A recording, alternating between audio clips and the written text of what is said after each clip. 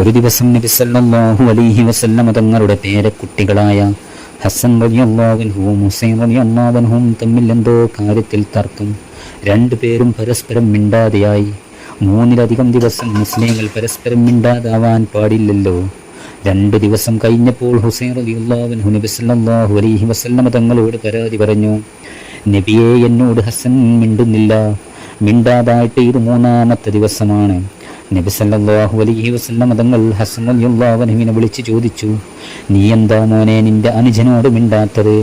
അപ്പോൾ ഹസൻ റളിയല്ലാഹു അൻഹു പറഞ്ഞു, ഞാനൊരു സ്വപ്നം കണ്ടു. ഒരാൾ വന്ന് എന്നെ സ്വർഗത്തിലേക്ക് കൊണ്ടുപോയി, എന്നിട്ട് എനിക്കൊരു വലിയ കൊട്ടാരം കാണിച്ചു തന്നു.